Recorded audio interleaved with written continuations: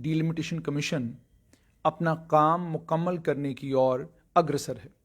साफ तौर पर लग रहा है कि डीलिमिटेशन कमीशन अब जल्द से जल्द अपना काम खत्म करना चाहता है ताकि जम्मू कश्मीर में चीफ इलेक्टोरल ऑफिस को मौका मिले इलेक्टोरल रोल्स की रिवीजन का, और इलेक्टोरल रोल्स की रिवीजन के साथ साथ में ही जम्मू कश्मीर में चुनावों की भी तैयारी हो जाएगी। मगर एक बात तो साफ है कि 4 राज्यों में चुनाव जीतने के बाद भारतीय जनता पार्टी की सरकार जो केंद्र में इस वक्त है, उस सरकार के अलग अलग लेवल पर काम करने वाले लोगों ने संकेत देना शुरू किया है कि जम्मू कश्मीर में चुनाव अब भारतीय जनता पार्टी की सरकार की प्राथमिकता है कि जल्द से जल्द जम्मू कश्मीर में चुनाव होने चाहिए।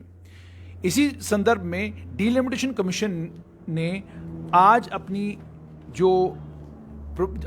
जो प्रपोजल्स हैं उनको फाइनलाइज किया, और फाइनलाइज करने के बाद प्रपोजल आज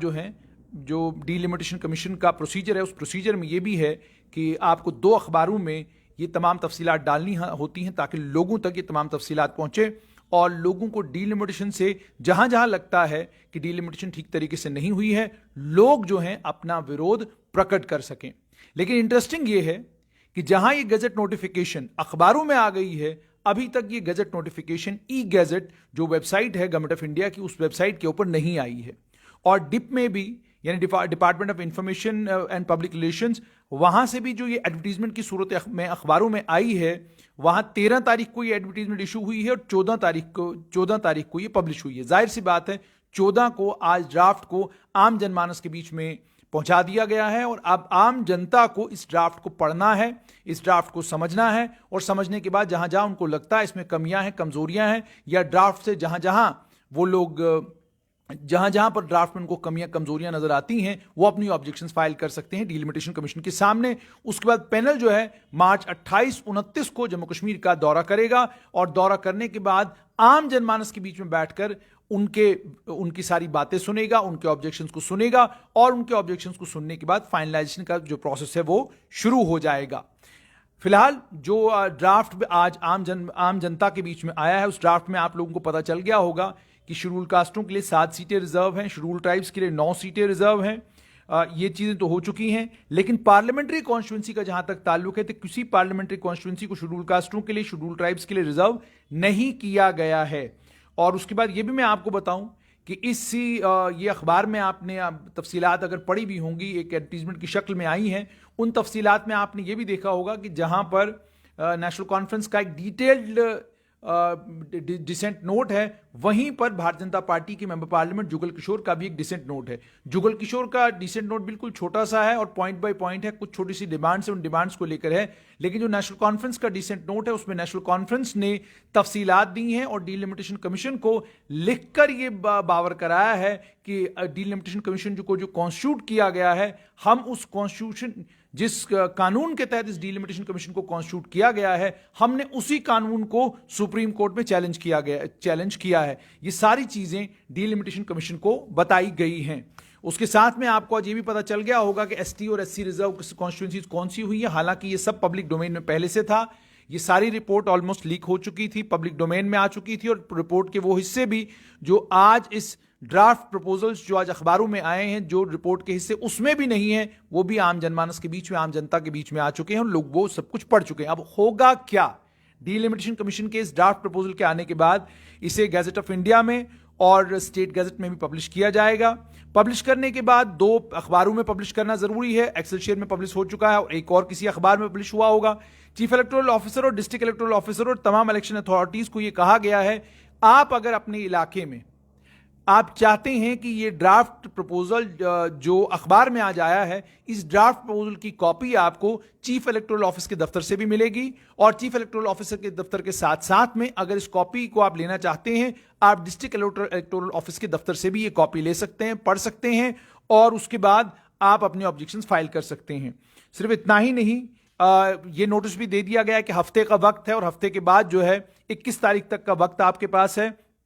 तमाम सजेशंस, ऑब्जेक्शंस जो हैं उन्हें टेबुलेट किया जाएगा, सेट्स में तैयार किया जाएगा, और सेट्स में तैयार करने के बाद जितने भी कमीशन के मेंबरान हैं, इंक्लूडिंग एसोसिएट मेंबर्स, यानी 5 मेंबर पार्लियामेंट हैं, उन्हें तमाम लोगों की जो ऑब्जेक्शंस हैं, उन ऑब्जेक्शंस के सेट तैयार किए जाएंगे। ये मेंबर्स को भी दिए जाएंगे और मेंबर्स के साथ साथ में एसोसिएट मेंबर्स को भी ये तमाम ऑब्जेक्शंस दी जाएंगे। उसके बाद मार्च 28-29 को, जैसे मैंने आपको कहा कि 2 दिन की सिटिंग होगी और ये एक जगह पर या 2 जगह पर, किसी भी जगह पर होगी जहां पर पब्लिक को इन पर्सन कमीशन सुनेगा। और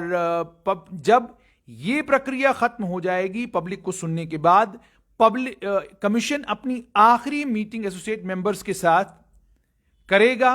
ताकि उनकी सजेशंस जो उन्होंने लिखित रूप में दी होंगी, ओरली दी होंगी पब्लिक सिटिंग्स के दौरान, उन तमाम सजेशंस को कंसिडर करने के लिए, और उसके बाद तय करेगा कि कोई मॉडिफिकेशन करनी है ड्राफ्ट प्रपोजल में या नहीं करनी है आगे। और इसलिए आप लोगों को ये समझना है कि ये जो मीटिंग्स होने जा रही हैं बहुत अहम है, और इन मीटिंग्स में आप लोगों का पार्टिसिपेट करना बहुत ज्यादा जरूरी है। आप लोग इन मीटिंग्स में पार्टिसिपेट करेंगे, अपने सजेशंस देंगे, अपने ऑब्जेक्शंस, अपनी नाराजगी का इजहार करेंगे, कमीशन उसका नोट लेगा और कमीशन नोट लेने के बाद उसके सेट्स पर तैयार करेगा, और सेट्स तैयार करने के बाद वो कमीशन के मेंबरान को भी दिए जाएंगे और एसोसिएट मेंबरान को भी दिए जाएंगे। और उसके बाद सजेशंस और ऑब्जेक्शंस का वक्त हफ्ते के अंदर अंदर 21 तारीख को जब खत्म हो जाएगा, 28-29 को मीटिंग होगी। मीटिंग होने के बाद जब मीटिंग खत्म हो जाएगी, फिर यूं लगता है कि अप्रैल के महीने में कमीशन अपनी आखिरी मीटिंग करेगा एसोसिएट मेंबर्स के साथ। हालांकि यह भी आपको बताएं कि मेंबर्स को इसमें वोट करने का कोई हक नहीं है। वो तमाम सजेशंस को लिखित रूप में भी कंसिडर करेगा, जुबानी पब्लिक मीटिंग्स में जो लोगों ने कहा होगा उसे भी कंसिडर किया जाएगा, और उसके बाद कमीशन यह तय करेगा कि क्या उसे ड्राफ्ट प्रपोजल को मॉडिफाई करना है कि नहीं करना है। अगर तय हो गया कि ड्राफ्ट प्रपोजल को मॉडिफाई नहीं करना है, तो जिस सूरत में आज प्रपोजल है इसी सूरत में फाइनल ऑर्डर तैयार होगा, और उसके बाद फाइनल ऑर्डर असेंबली कॉन्स्टिट्यूंसी का तैयार किया जाएगा। पूरा कमीशन उस पर दस्तखत करेगा, डीलिमिटेशन कमीशन के जो सेक्रेटरी हैं वो उस पर दस्तखत करेंगे, और पूरा कमीशन जब दस्तखत करेगा, उनके दस्तखत करने के बाद जो डीलिमिटेशन कमीशन के सेक्रेटरी हैं वो उसे गैजेट ऑफ इंडिया और स्टेट गैजेट में पब्लिश करवाएंगे, और उसके बाद वो फाइनल प्रपोजल भी अखबारों के अंदर आएगा, यानी 2 अखबारों के अंदर फाइनल प्रपोजल आएगा। और फाइनल ऑर्डर्स की पब्लिश होने के बाद राष्ट्रपति जो हमारे हैं वो एक नोटिफिकेशन इशू करेंगे, जिस नोटिफिकेशन के बाद जो ऑर्डर है वो अमल में आ जाएगा, और उसके अमल में आने के बाद जम्मू कश्मीर में चुनाव की प्रक्रिया जो है वो शुरू हो जाएगी। और उसके बाद ये भी मैं आपको बताऊं कि